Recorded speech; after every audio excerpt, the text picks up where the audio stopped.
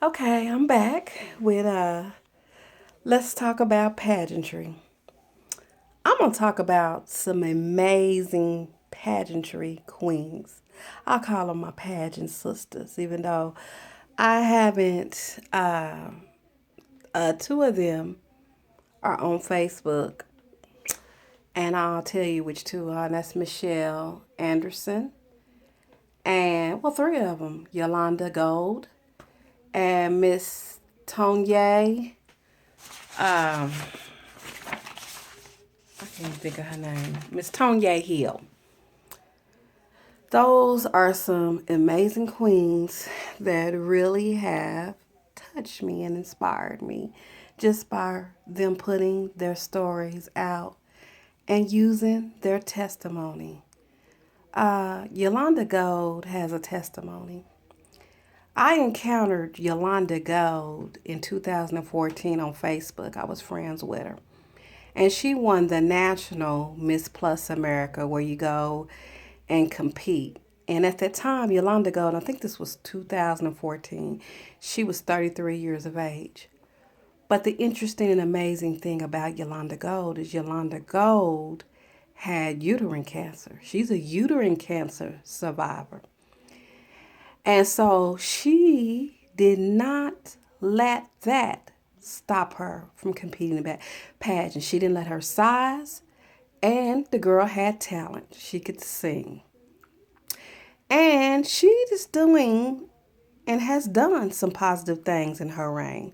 She mentors children and she works with the developmental disabled. And that's just a small part. And I did see Yolanda go on Facebook a few videos that she had put out in her reign. But I didn't read her story. I didn't know anything about it because I was kind of trying to get away from pageantry at that moment. But Michelle Anderson, I knew about Michelle Anderson's story because I had been told it when I entered the pageant, and she was Miss Texas, Miss Plus Texas. And the thing about Michelle's story, and I'm going to say this really, really short. Michelle had a life of, she was molested at a small age, and then she had a reckless relationship with a gang member, and then the gang member molested her daughter, and he ended up going to prison, and then she ended up, I guess, from the self-esteem and always being a chubby kid, that she had self-esteem and emotional problems is from what I'm gathering from the article that I read about Michelle. And anyway, that led her to, not feel good about herself. So she indulged in crack at the age of 24. And, it just went downhill from that point. She just got on that crack wagon. But, you know, uh, she relapsed a couple of times. And anyway, but she couldn't get clean and didn't get clean until her daughter got pregnant and she was going to be a grandmother. Then she decided that her daughter and her grandchild needed her. But she got into some trouble, actually. And she had a choice to go to rehab or go to jail. So she went to rehab. And in rehab, she took a HIV test and found out that she had HIV. And so, yeah. But she didn't let that defeat her.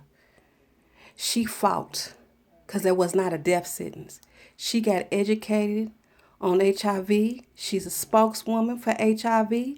She turned that around. She turned it around. And she's empowered. And she went on to be a national queen and everything. And her story is awesome. And she's on Facebook. And you should read her story. And the number one queen that inspires me, that I love to death, and I've never met her, is Vanessa L. Williams. Now that's my pageant sister. I grew up watching that young lady walk the stage at the age of when I was 12 years old. That's the person that made